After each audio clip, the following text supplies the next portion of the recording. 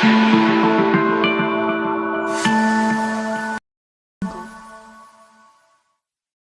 Friends, good morning. मैं आपकी Rao ma'am और आज आपके लिए मैं लेकर आई हूँ बोर्ड मास रूल।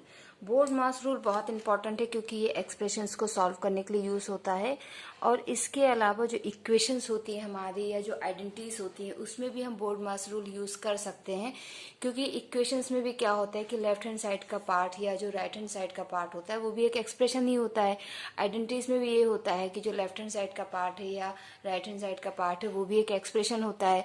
तो बोर्ड मास रूल का बहुत इंपॉर्टेंट है और ये बच्चों को समझने में बहुत दिक्कत होती है क्योंकि उनको ये नहीं पता चल पाता है कि कब हमें इसमें मल्टीप्लाई करना है, कब एडिशन करना है और उस वजह से उनके आंसर्स गलत होते हैं और एल्जेब्रिक मैथ उनकी जो होती है वो वीक हो जाती है।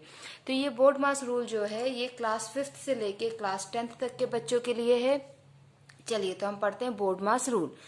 यहाँ पे बी का मतलब होता है BODMAS, बोर्ड मास। तो इसका फुल फॉर्म क्या होता है? B stands for do bracket operations. Operations क्या होते हैं? Multiplication, division, addition and subtraction. Mathematics में 4 ऑपरेशंस होते हैं, multiplication, division, addition and subtraction. तो ब्रैकेट के अंदर आपके पास जो भी एक्सप्रेशन है उस एक्सप्रेशन में ब्रैकेट के अंदर जो भी ऑपरेशन है सबसे पहले आपको उनको सॉल्व करना है। उसके बाद O स्टैंड्स फॉर ऑफ। ठीक है, सम प्लेसेस पे आपको ये बताया जाता है कि O स्टैंड्स फॉर ऑफ, लेकिन O के 2 मतलब होते हैं, एक तो होता है ऑफ और दूसरा होता है ऑर्डर्स। ठीक है, दूसरा होता है ऑर्डर्स। ऑफ का मैथमेटिक्स में मतलब होता है मल्टीप्लिकेशन। ठीक है, तो अगर आपको एक्सप्रेशन में कहीं पे ऑफ दिखता है, 2 नंबर्स के बीच में अगर आपको ऑफ दिखता है तो आप वहां पे मल्टीप्लाई करेंगे।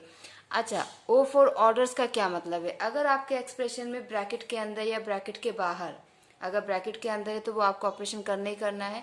अगर ब्रैकेट के बाहर भी कहीं स्क्वायर रूट या किसी का स्क्वायर या क्यूब रूट करना है, इससे रिलेटेड अगर कोई भी चीज है, एक्सपोनेंट से रिलेटेड अगर कोई भी चीज है तो पहले आप उसको सॉल्व करेंगे, ब्रैकेट के बाद आप उसको सॉल्व करेंगे। ओके, देन डिवीजन, आप उसके बाद डिवीजन करेंगे, मल्टीप्लिकेशन करेंगे and then addition and subtraction. Addition and subtraction में आप इंटरचेंज कर सकते हैं, ऐसा कोई जरूरी नहीं है कि पहले आपको एडिशन करना है फिर सब्ट्रैक्शन करना है। आप पहले सब्ट्रैक्शन और एडिशन कर सकते हैं।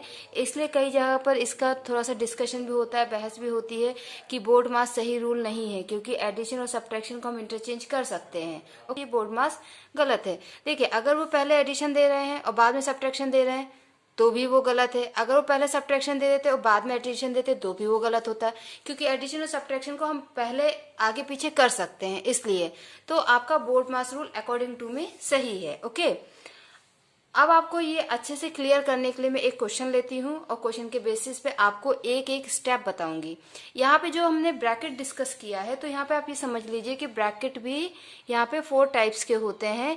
पहला होता है parenthesis, square bracket, curly bracket and angle bracket. ये अगर हमारा एक्सप्रेशन बहुत ज्यादा बड़ा होता है तो हमें फिर मल्टीपल्स ब्रैकेट्स का यूज करना पड़ता है, तो वहां पे आपको इनका नॉलेज होना चाहिए।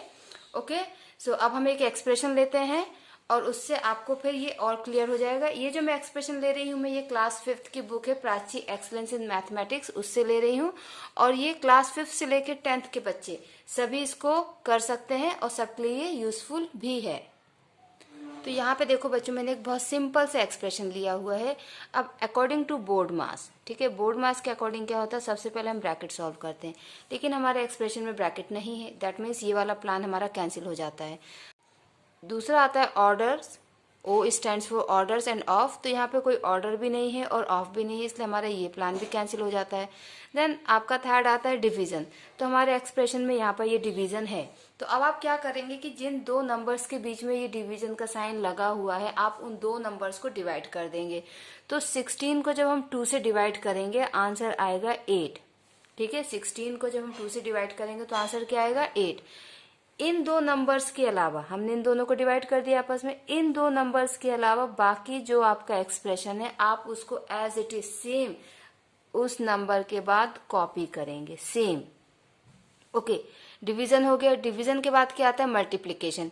यहाँ पे जो हमारा इसका आंसर आया था वो और उसके बीच में मल्टीप्लिकेशन है। ठीक है, तो अब हम इन दोनों के बीच में मल्टीप्लिकेशन करेंगे तो क्या होता है 8 7 जा 56। ओके, तो अब देखिए इन दोनों का आंसर क्या आ गया 56।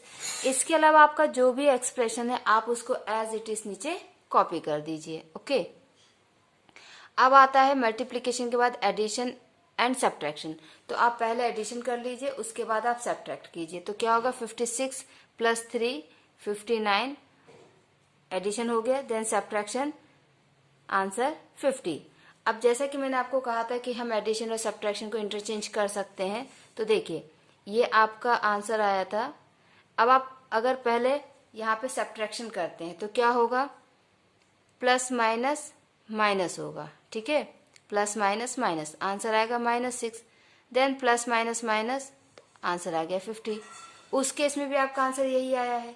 अगर आप पहले एडिशन करते हैं फिर सब्ट्रैक्शन करते हैं तो आपको प्लस माइनस साइन चेक नहीं करना पड़ता है, ये इसका एक पॉजिटिव पॉइंट है। अदरवाइज आप पहले सब्ट्रैक्शन करें बाद में एडिशन करें या पहले एडिशन करें बाद में सब्ट्रैक्शन करें, आंसर में कोई चेंजेस नहीं आते हैं। एक एक्सप्रेशन और मैं लेती हूँ जिससे आपको और क्लियर हो जाए। यहाँ पर मैंने एक और एक्सप्रेशन लिया हुआ है और इसमें हम बोर्ड मास्क के अकॉर्डिंग चलेंगे। तो B stands for bracket, bracket नहीं है यहाँ पर इसलिए हमारा ये प्लान कैंसिल। नेक्स्ट होता है O स्टैंड्स फॉर आपका ऑर्डर्स एंड ऑफ। तो ऑर्डर्स भी यहाँ पे कोई भी नहीं है, मीन्स स्क्वायर में कोई चीज नहीं है, मीन्स एक्सपोनेंट में नहीं है, स्क्वायर या क्यूब या स्क्वायर रूट क्यूब रूट कुछ भी नहीं है, तो वो भी हमारा चला गया। लेकिन दूसरा O का मतलब होता है ऑफ, और यहाँ पर ऑफ है, यहाँ पर क्या है, ऑफ है।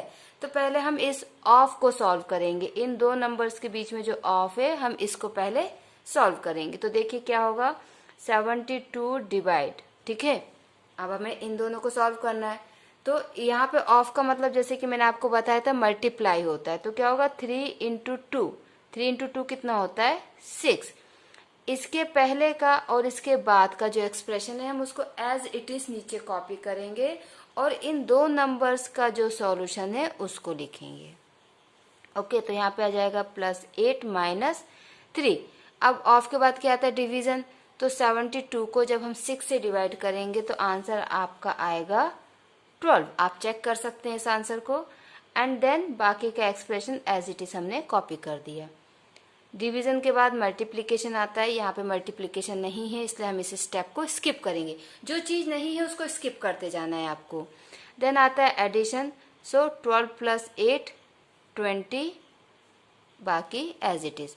लास्ट में सब्ट्रैक्शन 20 - 3 17। हमारा आंसर क्या आ गया 17। ओके, तो ये दो क्वेश्चंस मैंने सॉल्व किए प्राची एक्सलेंट इन मैथमेटिक्स की क्लास 5th से एक्सरसाइज 8.1 के क्वेश्चन नंबर 3 से। और भी क्वेश्चंस हैं जो मैं अपने नेक्स्ट वीडियो में सॉल्व करूंगी, तब तक आप बने रहिए मेरे साथ। थैंक यू बच्चों, बाय बाय।